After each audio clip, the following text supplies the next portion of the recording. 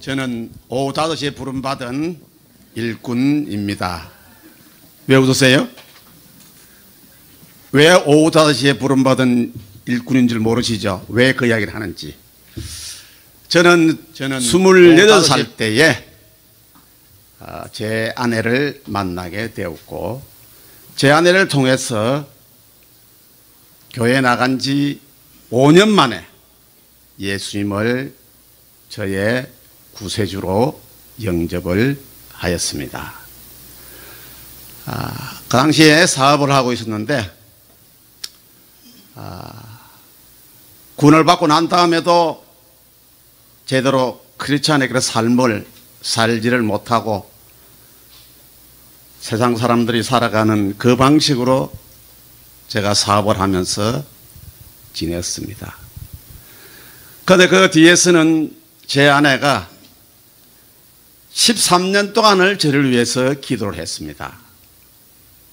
뭐라 기도했냐면은, 사업을 잘하고 있는 멀쩡한 사람을 놓고 우리 남편 목사 되게 해 주세요 하고 13년 동안을 기도를 했습니다. 하나님이 그 기도소리를 들으시고, 또 하나님께서 저를 사랑하셔서, 야, 이제는 좀 세상 일 그만하고 너는 내 것이니까 나의 일을 좀 해라. 그래서 40살에 하나님께서 저를 부르셨습니다. 부르셔서 그때 신학을 공부를 하고, 그때 사업을 하면서 내가 신학을 해줬습니다. 신학 공부를 마치고 나서 내가 무슨 사역을 해야 될 것인가, 뭐 보이질 않았어요. 그래서 처음에는 저 시골의 천안에 내려가서 시골 목회하는 그 교회, 서울서 천안까지 다니면서 그 교회를 돕는 사역을 했습니다. 그 아이들을, 중고등학생들을 가르치는 그런 사역을 했었습니다.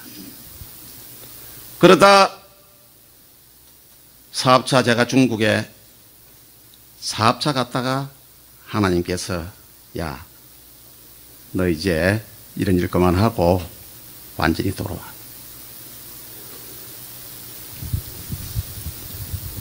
그래서 돌아와서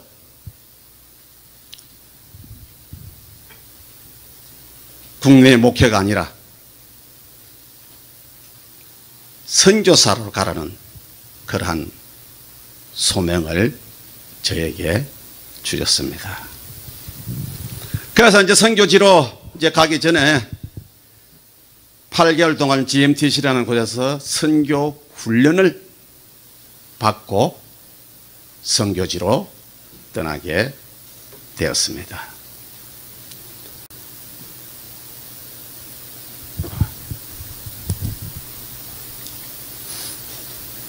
이 말씀을 읽어야 되는데 말씀을 안 읽었네요. 어디로 쏘아야 되는 거예요, 지금? 이쪽으로 쏘아야 되나? 오늘 말씀은요, 로마서 1장 14절에 17절입니다. 우리 같이 한번 읽어보겠습니다. 헬란이나 야만이나 지혜 있는 자나 어리석은 자에게 다 내가 빚진 자라. 그러므로 나는 할 수 있는 대로 로마에 있는 너희에게도 복음 전하기를 원하노라. 내가 복음을 부끄러워하지 않으니 이 복음은 모든 믿는 자에게 구원을 주시는 하나님의 능력이 됨이라. 먼저는 유대인에게요, 그리고 헬라인에게로다. 복음에는 하나님의 의의가 나타나서 믿음으로 믿음에 이르게 하나니, 기록된 바 오직 의인은 믿음으로 말미암아 살리라 함과 같으니라. 그래서 간 곳이 어디냐 하면은 카자흐스탄이라는 곳입니다. 카자흐스탄이 어떤 곳인가? 우리 한국에서 아주 비행기를 타면은 6시간을 가야 됩니다. 보시면은 그 주위가 카자흐스탄하고 그 옆에가 키르기즈스탄, 우즈베키스탄, 타지키스탄, 투르크메니스탄, 아프가니스탄, 전부 탄탄탄탄입니다. 그게 뭐냐면요, 전부 모슬렘 국가들입니다. 그래서 이제 그곳을 가서 리서치를 하게 되었습니다. 카자흐스탄이 어떤 나라냐? 면적이 세계에서 9번째로 큰 나라입니다. 그러나 인구가 1700만, 인구 분포가 120여 종족이 살고 있습니다. 카자흐인이 66%, 러시아인이 20%, 그 외 소수민족. 종교 상황은 이슬람이 73%, 러시아 정교회가 20%, 소수 종교 5%, 개신교는 2%밖에 되지를 않았습니다. 그 사람들의 주식은 빵과 감자와 고기였습니다. 그런데 거기 가보니까 또 모스크가 2300개의 모스크가 있었습니다. 모슬렘 사원들이. 저분들이 저곳에서 겨울에도 저렇게 밭에 나와서 눈밭에서 기도를 드리는 그러한 모습입니다. 그런데 이제 카자흐스탄을 갔는데 카자흐스탄의 수도가 그 당시는 알마타였습니다. 알마타였었는데 알마타에 가니까 벌써 저보다도 한 8개월 먼저 들어온 사람이 있었습니다. 그래서 이제 그 선교사가 저보고 하는 말이 우리 같이 여기서 함께 사역을 합시다. 그렇게 저한테 제의를 하더라고요. 그래서 저는 대뜸 하는 말이 아니 뭐 당신 여기서 알마타 수도에서 당연히 있는데 내가 왜 여기서 같이 사역을 해야 되겠냐. 나는 가능하면은 선교사가 없는 그러한 곳을 내가 가겠다. 그래서 다시 또 리서치를 한 결과 카자흐스탄에서 알마타에서 위쪽으로 1100km 동북방향 알타이 산 끝자락입니다. 저곳이. 지명은 이제 카자흐 말로 하면 웨스게멘인데요. 러시아 말로 하면 우스카메나 골스크라는 지역입니다. 저 말은 돌과 산이 많다 그런 거거든요. 우스카메나 골스크라는 곳이. 겨울은 영하 45도, 여름에는 영상 45도. 아주 화끈한 지역이더라고요. 그 제 마음에 딱 들었어요, 그게. 근데 그 지역이 어떤 지역이냐면 실질적으로가 과거에, 지금도 마찬가지지만은 우라늄을 생산하는 그러한 지역이 있습니다. 그러니까 뭐, 들어가 보니까 딱 들어가는데 온 도시가 전부 굴뚝이에요, 굴뚝. 그 굴뚝에서 뭘 나면 전부 다 우라늄을 생산하고 있었습니다. 여러분들, 우라늄은 핵을 만드는 원료잖아요. 제가 가서 거기서 생활을 하는데 가끔씩 공장에 생산을 하다 공장에 굴뚝이 필터가 잘못돼 가지고 그냥 그대로 연기를 뿜어내면요 온 도시가 새카맣습니다. 앞이 안 보입니다. 그러면 텔레비, 라디오 바로 적에서 광고를 합니다. 가능하면은 외출을 삼가하십시오. 창문을 열지 마십시오. 지금 우리나라 여러분들도 마스크를 쓰잖아요. 마스크 가지고는 해결이 되지를 않습니다. 그런데 집에 있어야 돼요.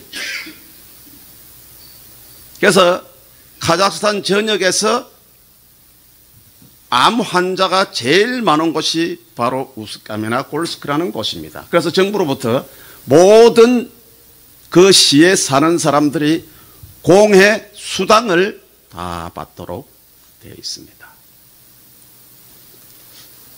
저런 곳에 선교사가 가겠습니까? 그래서 안 가니까 나라도 가야지 하고 제가 그곳을 가게 되었습니다. 선교사역은 열정만 있다고 되는 것이 아닙니다. 그에 대해서 어떻게 사역을 해야 될 것인가, 그에 대한 전략이 필요합니다.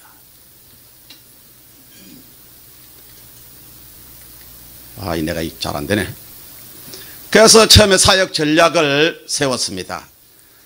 처음에 내가 가보니까 러시아 침례교회가 있었습니다. 그 러시아 침례교회가 구소련 전역에 어디든지 가도 러시아 침례교회는 다 있습니다.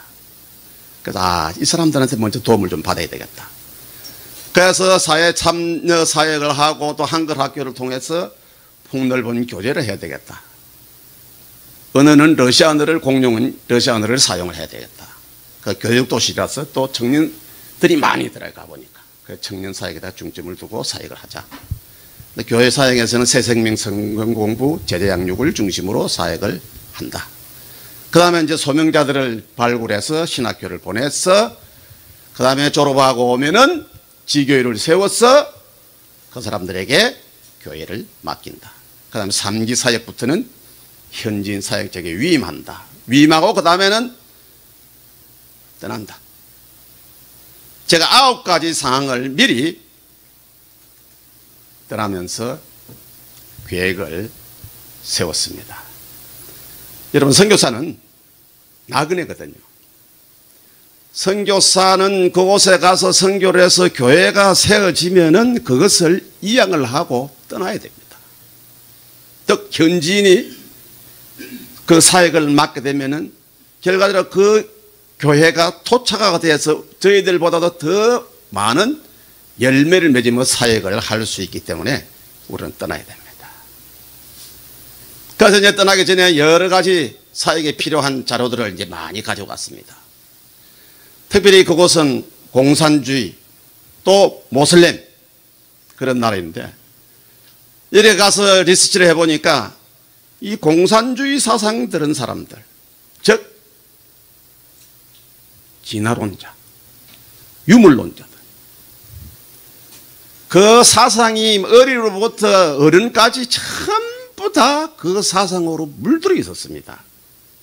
그래서 제가 생각해라, 교회 사역을 하긴 해야 되는데 이걸 먼저 깨지 아니하고는 저에게 복음이 들어갈 수 없겠다. 그래서 저는 창조와 진화에 대한 자료들을 엄청 준비를 가져갔습니다. 그 외에 여러 가지 자료들을 물론 준비를 해 갔었죠. 그런데 이제 저희들이 가게 되면은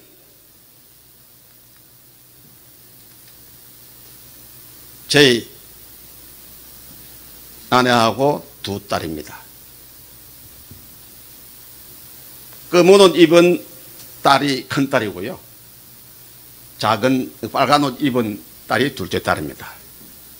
근데 이 딸도 지금 이제 검은 옷 입은 딸은, 큰 딸은 알바니아 현재 선교사로 나가 있습니다. 그 다음에 이 둘째 딸은 제가 사역했던 카자흐스탄의 선교사로 나가 있습니다. 그래서 저희들은 처남하고 같이 5명이서 가졌습니다.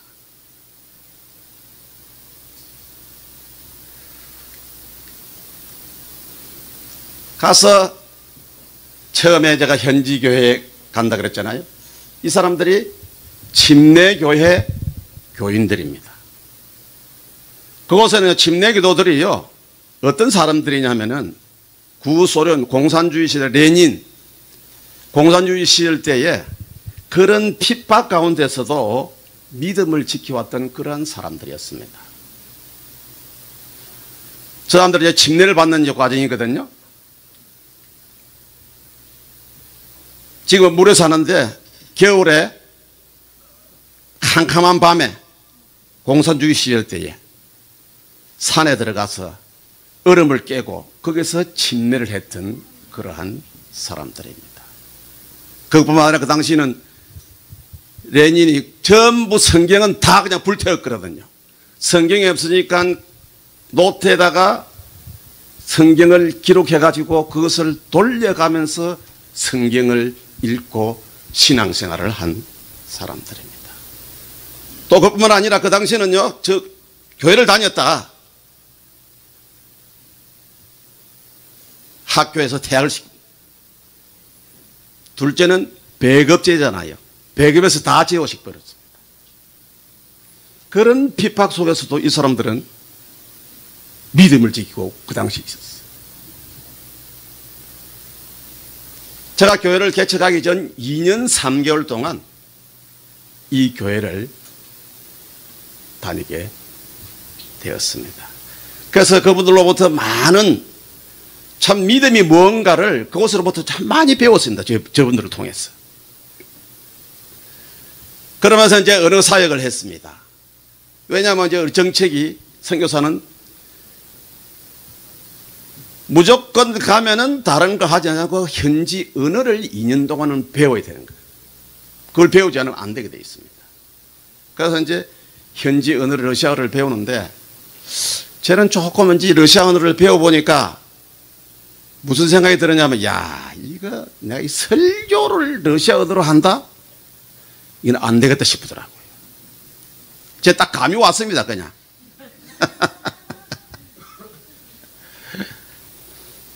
그러면서 이제 한글학교 사역을 했거든요. 왜 한글학교 사역을 했느냐면은 이게 벌써 나오네. 제 아내가 이 한글학교를 가르쳤거든요. 왜 한글학교 사역을 했냐면은 이제 사람들을 좀 만나야 되잖아요. 이제 선교지 갔으니까. 그래서 그곳에 있는 사람들에게 PR을 해서 여기서 한국 센터에서 한국어를 가르친다 광고를 하고 해서 사람들이 모여와서 한글을 가르치기 시작했습니다. 첫 번째 목적은 한글도 한글이지만은 저는 사람들을 만나야 되니까. 그래서 제 아내는 한글을 가르치고 그 선생이 네 사람, 제 처남까지. 그리고 한국어 대단했습니다. 그 그룹이 4그룹이 생겼었으니까. 그러니까 뭐 각 나라 사람들이 다 왔습니다. 왜 그러냐면 그 당시에 88 올림픽을 하면서요. 가보니까 한국에 한 인식이 상당히 좋았습니다. 그래서 저 사람들 어떤 사람들인가? 구경하러 오는 사람도 있는가 하면은 88 올림픽을 모르는 사람들은 또 뭐라 그러냐면은 아마 저 사람들이 한국이 남한이 그 당시에 이제 북한을 사람들은 북한 쪽이었으니까 남한에 먹을 게 없어서 이 먼 곳까지 왔구나. 그렇게 생각하는 사람들도 많이 있었습니다. 실질적으로.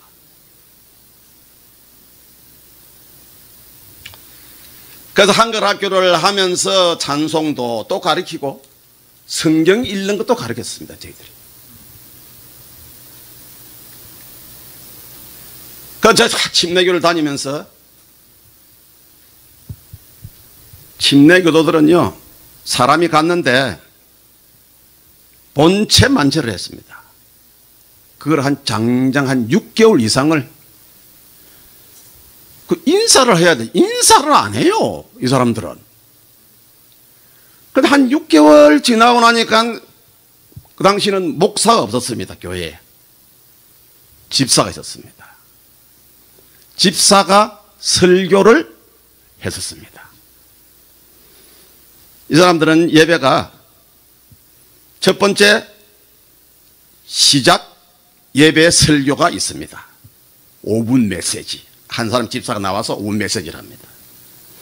그러다 찬양하고 또 다시 한 집사님이 또 나옵니다. 그게 메인입니다.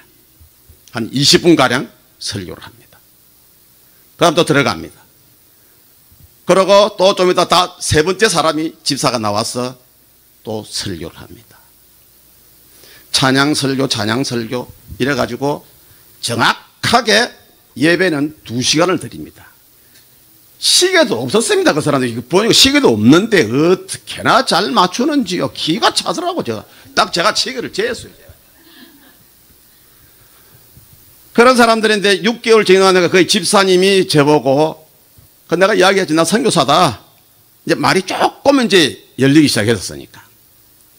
그러냐고. 나 설교 좀 하자 이랬어요. 처음에는 이 사람 아주 언짢아하더라고요. 그러고 나서 이제 몇 개월 지나서 딱 1년째 만에 선교사님 오늘 설교 한번 하시죠. 그런데 이 첫 설교입니다. 제가 지금. 그때 이미 통역자가 생겼거든요. 네. 가서 1년 동안 한글 할 걸 하면서 통역자 2사람을 제가 키웠습니다. 집중적으로. 다른 사람은 일주일에 2번 가르치는데 통역자는 일주일에 4번. 학교 선생님들 아주 머리가 좋은 사람을 제가 택해가지고 통역자를 세웠습니다. 그 옆에 있는 사람이 바로 통역자입니다. 러시아어 가르치는 학교 선생님이었습니다.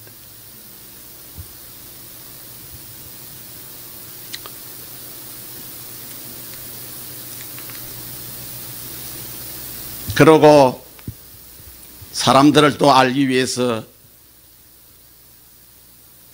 일주일에 한 번씩 금요일날, 매주 금요일날 현지인들을 집으로 초청했습니다. 왜냐하면 사람을 만나야 되잖아요. 그러니까 이제 이거는 다 누구냐면은 한글 학교에 나온 사람들을 집에 초청해서 대접하면서 교제하고. 얘는 카자흐 사람들입니다. 저 옆에 안경 낀 친구가 바로 제 채널입니다.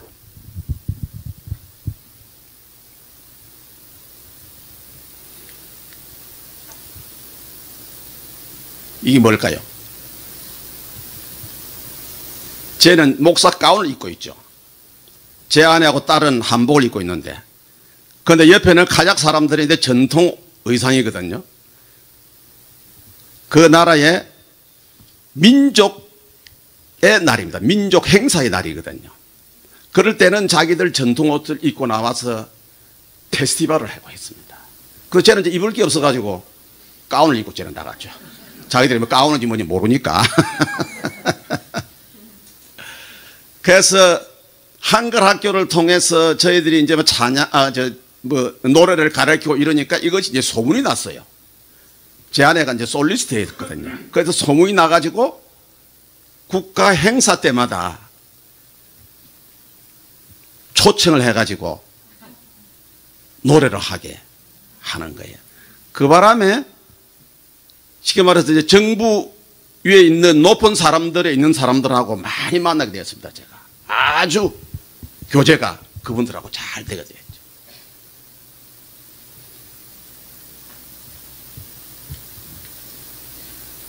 그리고 그곳에 한국 민속 박물관을 저희들이 세웠습니다. 한복, 저거 집에 있는 한복, 집에 있는 그러니까 한국에서 가져간 그릇들하고 이런 거를, 그런데 마침 그 당시에 MBC에서 까레스키라는 영화를 우리 우스카메나 골스크에서 촬영을 했습니다. 근데 촬영할 때 제가 다 도와줬거든요. 그런데 그 사람들 갈 때 내가 그랬거든요. 그 당신들 옛날 정말 골동품들 우리나라에 그 오래된 물건들이 많이 있지 않느냐. 이곳에 박물관 하나 세워야 되는데 그 물건 좀 보내라. 그래 그 물건을 받아가지고 집에 하고 해가지고 지금도 박물관이 아직도 있습니다. 그러니까 목회 사역을 하기 전에, 교회를 개척하기 전에 여러 가지 이런 사역들을 미리 하면서 사람들하고 교제하고 또 인식을 시키고 그렇게 사역을 하게 되었습니다. 그리고 또 학생들 구제사역도 했습니다. 대학생들 특별히 등록금이 없는 학생들은 등록금을 대어주고, 또 고아원에 가서 고아원 방문해서 고아들에게 필요한 것들 또 나눠주고, 이런 식으로 또 그런 구제사역도 같이 겸해서 했습니다. 그러다가 이제 95년 11월 12일 날, 그렇죠? 축 라더닉 창립 예배를 드리게 되었습니다. 그 장소 어디냐면은 문화 콘서트 홀입니다. 문화 콘서트 홀을 빌린 이유는 어쨌든 라더닉 교회를 우리 우스카메나 고려 전체에 좀 알리자. 그래서 이거를 알리는데 전단지를 만들었습니다. 그 당시 전차가 있었거든요. 전차에 붙이고 길거리에 붙이고 신문에 광고 내고 텔레비에 광고 내고 대대적으로 광고를 엄청 했습니다. 그래서 제목은 이제 뭐라고 했냐면은 라드닉이라는 말이 교회명인데 교회명 이름이 라드닉이 뭐냐면 샘의 원천이라는 말입니다. 그 라드닉 교회 창립 예배 및 콘서트 제목을 거기에 붙여가지고 포스터를 해서 나눠줬습니다.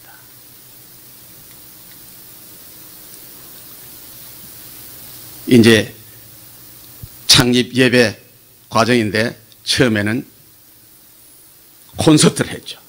그래서 그 일대에 있는 음악학교, 대학교에 하여튼 뭐 음악을 한다는 데는 다 차에서 초청을 다 했습니다. 와서 좀 한 곡 좀 불러달라고 연주해달라고. 그 우리 카자흐스탄에 아주 유명한 솔리스트입니다. 카자흐 여자인데 제가 초청을 했어요. 그러면서 마지막에 말씀을 증거를 했습니다.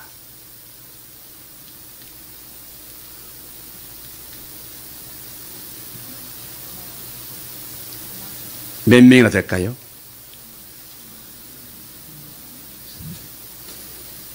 (600명이) 모였습니다.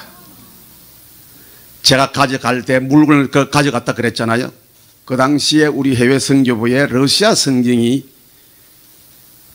산더미처럼 쌓아놨는데 그 러시아 성경이 600권이었거든요. 근데 그걸 우리 선교사들이 그 가져갈 생각을 아무도 하는 사람이 없었어요. 내가 가가겠다.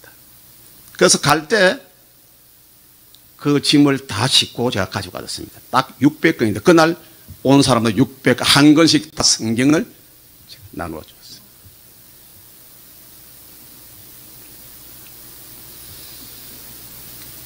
그러기 전에 이제 교회 등록을 하게 되었고요. 교회 등록 없이 하면 안 되니까. 그 이제 이미 국가기관에 있는 사람들을 제가 잘 이렇게 교제가 잘 돼가지고 아주 교회 등록을 아주 쉽게 했습니다. 그 당시에.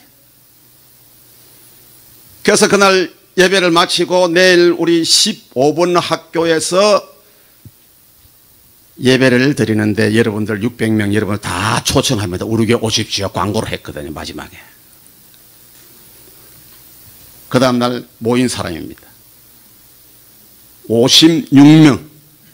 하나님이 11조 보내준 것 같아요. 그래서 처음에 제가 맨 처음에 한 사람 전도해서 교회를 세운 것이 아니고 56명을 데리고 교회를 처음 시작을 했습니다. 그래서 이곳에서 예배를 1년간을 드렸습니다. 그가 이제 이 강당에 이제 비좁은 거예요. 그래서 우리 청년들이 신문을 봤는데 유치원 건물인데 저 건물을 판다라는 이야기를 하는 거예요. 야, 가보자. 그래 우리 청년 예배 마치고 데려가서 야 기도해 이래가지고 건물을 잡고 하나님 우리 그거 주세요 하고 막 세게 기도를 했죠. 그래서 결과적으로 이 건물을 정식 공매를 통해 가지고 정부로부터 또 그거 이야기하려면 한참 기니까 어쨌든 샀습니다 제가. 사가지고 앞에다가 간판을 이제 붙였죠. 저기 이제 제르코피 라드닉, 즉 교회 라드닉이다. 이제 간판을 저희들이 붙였습니다. 교회 사역은 저희는 나오면은 무조건 제하고 성경 공부를 해야 됩니다. 새신자 성경 공부. 이때 제가 처음 말씀드렸죠. 창조 진화를 머리에 있는 거를 다 깨부려야 됩니다. 첫 번째 작업이 저는 그거니까. 그걸 해야 복음이 들어가니까. 저게 이제 오일입니다. 아시죠, 여러분들? 그 당시에는 뭐 이 컴퓨터 이런 게 없었잖아요. 저걸 5대를 제가 갈 때 가져갔습니다. 텔레비도 가져가고요. 뭐 별걸 제가 다 가져갔습니다. 미리 준비할 거를. 그래서 이제 이 과정 끝나고 나면은 1:1 제자 양육, 두란노에서 나오는 1:1 제자 양육 코스를 하게 되어 있고요. 그 다음에 제 아내가 큐티 과정, 7주 과정을 큐티 공부를 시킵니다. 그 다음에 이건 하나님을 미남심령에서 나온 하나님을 경험하는 삶. 저거는 1년 코스입니다. 그래서 저희들 교회에 성경 공부 코스가 2년입니다. 2년. 그 다음에 보고 이 제대로 이 사람은 앞으로 쓸만하겠다. 그러면은 이제 지도자 과정을 뽑아서 공부를 시켜서 사역자를 만들어냈습니다. 소명을 가진 자가 이제 나오면은 신학 공부를 시키고, 신학 공부를 시켜서 오면은 2년간 교회에서 풀타임으로 사역을 하도록 합니다. 해서 제대로 검증이 잘 되면은 그때 목사 안수를 주고 사역자로 삼았습니다. 맨 첫 번째, 이 사람은 독일계 러시아인입니다. 첫 번째 세 사람의 목사를 안수를 했습니다. 이게 두 번째 목사 안수식인데, 이 사람이 누구냐 하면은 러시아의 따따르 아시는 거 모르겠네. 아주 골수 모슬렘. 헌신을 해서 결과적으로 목사가 되었습니다. 또 카작 친구가 목사가 되고, 또 태권도 사역을 했습니다. 왜 태권도 사역을 했냐면, 이 특별히 카작 청년들이요, 태권도를 원체 좋아해요. 그래서 우리 대전 침신에 다니는 학생을 1년간 불러가지고 여기 와서 태권도 사역 좀 해라. 그래서 교회에다 태권도 실을 만들어가지고 태권도를, 그러니까 이 카작 전부 다 이 애들은요 카작 애들입니다. 러시아 애들은 오질 않습니다. 희한하게도. 그러니까 청년들이 점점 드러나죠. 그리고 이제 컴퓨터 사역. 이 컴퓨터 386입니다. 386 컴퓨터. 그래도 한국에서 누가 어느 사업하는 분이 제가 이야기를 하죠. 혹시 컴퓨터 좀 줄 수 있냐 그랬더니 주겠다. 그래가지고 컴퓨터를 50대를 가져. 50대를요. 그래서 그걸 가지고 교회 내에다가 방을 만들어서 컴퓨터다. 근데 저것들 통해서 또 청년들이 교회로 많이 또 들어오게 되었습니다. 이제 글식자들. 그 당시에 보니까요, 길거리에 먹지를 못해가지고 곳곳에 썰어 있는 사람들이 상당히 많았습니다. 그래서 그런 사람들을 교회에 불러가지고 급식을 했습니다. 이게 예배 관계입니다.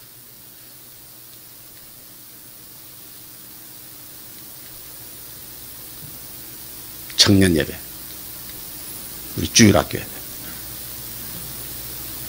결과적으로 계속 교회가 부흥이 되니까 3부 예배까지 있게 되었습니다. 그래서 이제 더 이상 수용이 안 되기 때문에 교회를 이제 건축을 하기로 결심을 하고 설계도를 만들어서 이제 성도들 앞에 앞으로 이렇게 교회를 건축할 것이다.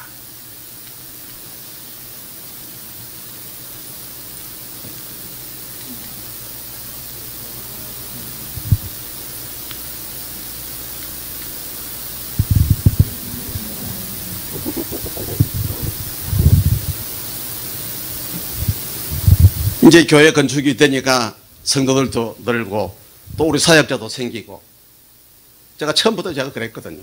나는 3기 사역 때는 이 사역을 내가 너희들한테 다 넘겨주마. 그러고 나는 떠난다. 처음에 이 친구들이 뭐 그 말이 무슨 말인지 뭐 이해를 못하죠. 뭐 떠난다 그러니까 왜 떠나느냐 자꾸 그 소리만 하지. 그래서 이제 교회가 제대로 자립하고 제대로 서니까 더 이상 내가 이곳에서는 있어는 안 되겠다. 그래서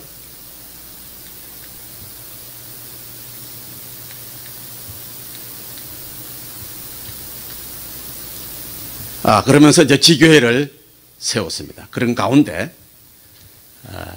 지교회는 이제 어떻게 세웠냐 그러면은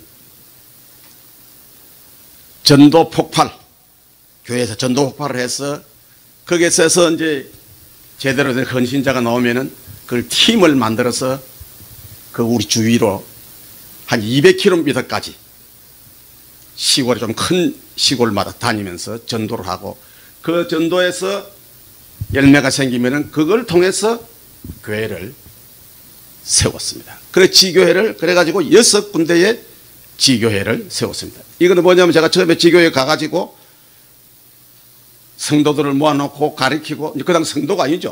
그 일반 사람들 와서 성경을 가르치면서 새신자 훈련하는 겁니다. 제가 지금.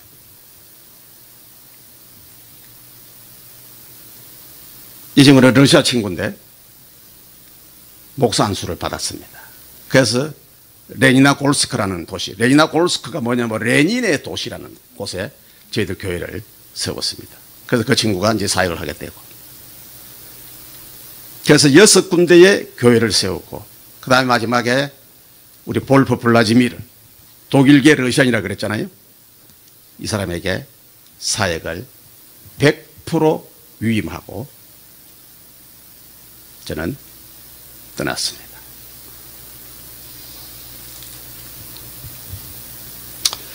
그 다음에 이제 떠나면서 우리 선교부에서 신학교를 해야 된다. 그래서 처음에는 한국을 저는 집을 다 보냈습니다. 이제 떠나야 되는 한국을 아예 지금까지 보냈는데 선교부에서 신학교를 해야 된다. 그래서 짐을 다시 도로 가져와 가지고 신학교 학장 사역을 하게 되었습니다. 이곳이 3층 건물인데 여기서 신학교를 시작하게 되었습니다. 그런데 이 신학교를 들어오기 전에 바로 우측에 모슬렘 사울이 있었습니다. 그런데 신학생들이 이제 공부를 하니까 자기들이 또 같이 나와서 왔다 갔다 하잖아요. 그래서 제가 주의를 시켰거든. 가능하면은 한꺼번에 다니지 말고 한 사람, 최소한 2사람 이상은 안 된다. 그래서 다니고 띄엄띄엄 다니고 그렇게 다녀라. 왜냐하면 다른 사람 눈에 띄면은 좋지 못한 일이 날 것이다. 그리고 만약에 누가 우리 신학교를 덤벼들면 너희가 담을 띄어가지고 도망을 가야 된다. 왜냐하면 신학교를 허락을 안 해주거든요. 인가를 안 해주거든요. 그런데 그 모슬렘 사원에 있는 이맘이 찔러버렸어요. 저 분명히 뭐가 있다. 난데없이 경찰이 습격을 했어요.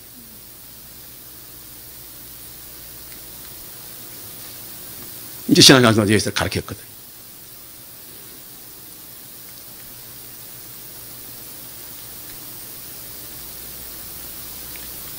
사진을 내가 빼버렸습니다. 혹시나 해가지고. 둘이 그냥 그 자리에서 추방을 당하고 학교는 그 건물에서 나올 수밖에 없는 그런 상황이 되었습니다.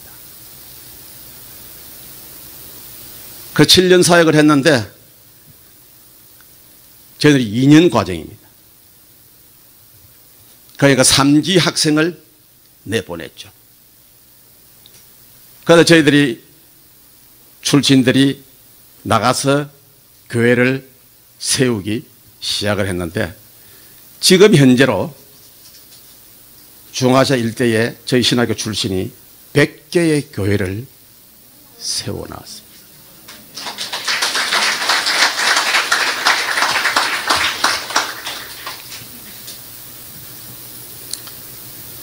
그리고 이제 이 사역을 마치고 제가 한국에 들어오게 되었습니다.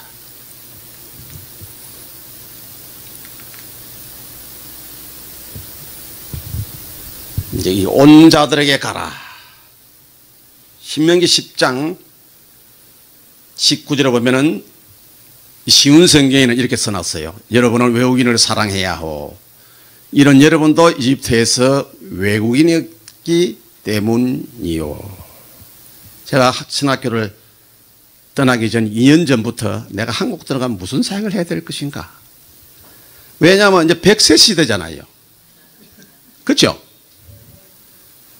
뭐 손 놓고 뭐 아무것도 안 하려고 제가 한국 들어오는 것이 아니고 제3의 사역을 해야 되겠다라는 걸 생각하여서 떠나기 전에 2년 전부터 아주 연구를 제가 많이 했습니다.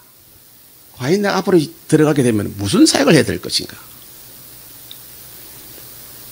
뭐 대전 짐신에서 훈련 원장으로 와라. 뭐 누구는 무슨 코디네이터를 좀 해달라. 뭐 여러 가지 제의가 있었는데 그런 거는 제가 마음에 들질 않았어요. 나는 어쨌든 교회를 해야 되거든요. 저는 어떻게 하면 이 한국에 가서 다시 교회를 할 수 있을까? 그래서 결과적으로 생각한 것이 한국의 이주민들 뿐만 아니라 다문화 가정들이 한국에 많이 와 있다. 하나님께서 저에게 사인을 주셨어요. 내가 이 사역을 해야 돼. 한국에요. 지금 현재 2009년부터 10년 11년 해가지고 외국인들이 작년 연말 252만 4천 명이 지금 한국에 들어와 있습니다. 250만 명이면 어느 정도 숫자가 되느냐면은 대구 광역시의 인구입니다. 그 다음에 국적별로는요, 중국인들, 즉 말해서 조선족들입니다. 한국, 중국이라는 조선족들이 제일 많고요. 그 다음에 중국, 베트남, 태국, 미국, 제가 사역하는 우즈베키스탄이 6번째입니다. 그 다음에 필리핀, 러시아 연방도 마찬가지고 제가 사역하는 사역 대상이니까 몽골, 기타 해서 252만 4천 명. 근데 그 중에 저기에 있는 우즈베키스탄 7만 명 플러스 러시아하고 기타의 모슬렘들이 약 한국에 20만 명이 현재 들어와 있습니다. 20만 명.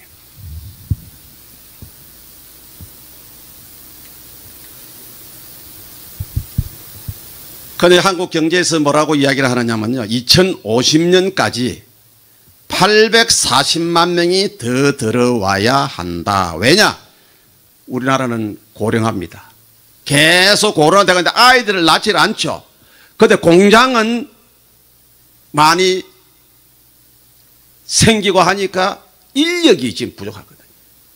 그 두 가지 이유로 인해서 외국인들이 저렇게 들어가다. 그래 되면은 2050년 되면은 우리 한국의 외국인 수가 1,000만 명입니다. 10사람 중에 2사람이 외국인입니다, 이제.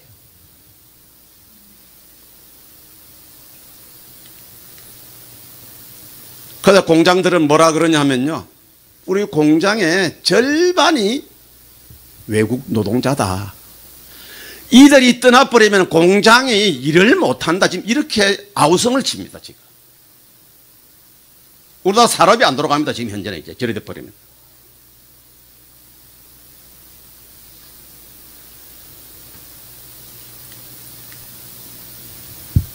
그래서 아우름 다문화라는 교회, 아우름 다문화 교회, 교회를 세워서 지금 이제 곤지암에서 사역을 6년째, 정확하게 6년이 됐네요.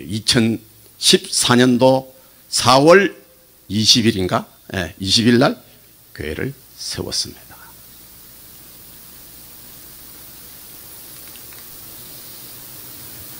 이 사람들 얼굴이 보세요.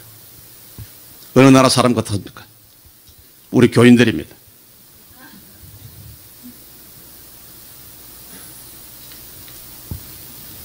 식사 예배 드리고 와서 이제 식사를 다 하죠.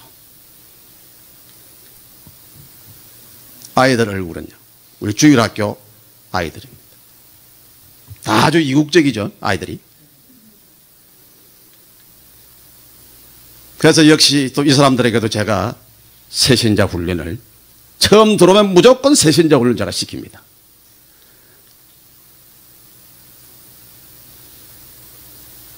그래서 구원받게 하고.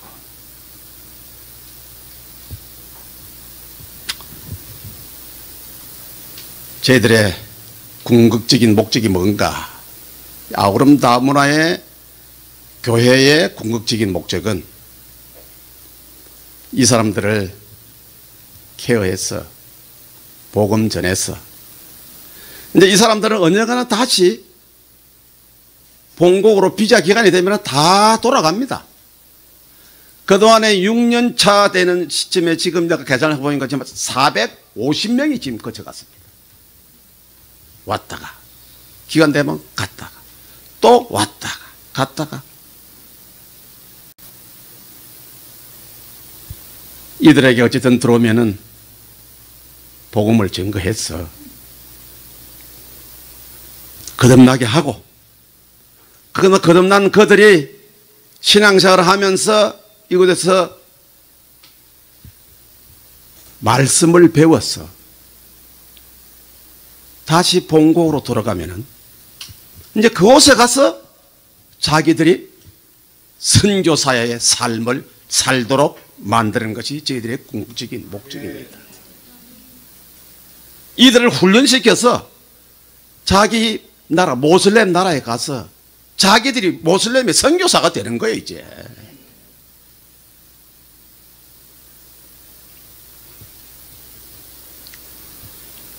그래서 온 자들에게 가라.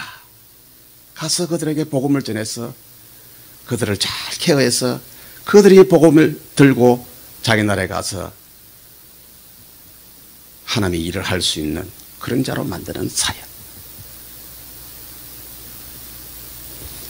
이들은 우리가 잘 케어를 해야 됩니다. 지금 현재 이 세계를 볼 때에 특별히 유럽이나 이런 지역을 보면은요, 영국, 불란서, 독일, 이 사람들은 외국에서 온 이민자들을 케어를 잘못했습니다. 케어를 잘못해서 결과적으로는 이 교회가 모슬렘들이 점령을 해서 교회는 내쫓고 모슬렘화가 되어가고 있습니다, 지금 현재. 우리나라에 들어온 모슬렘들도 자기들이 슬로건이 있습니다. 한국을 아시아의 모슬렘의 허브로 국가로 만들자, 그런 기치를 가지고 들어와 있습니다, 지금 현재.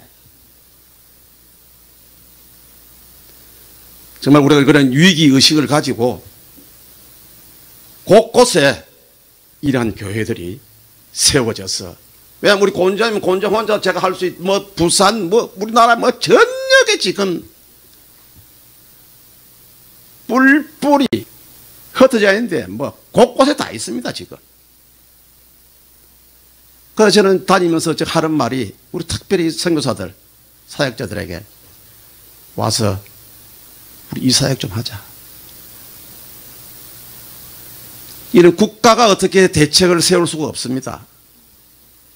우리는 이 교회가 맡아서 이 일들을 해나가야 됩니다.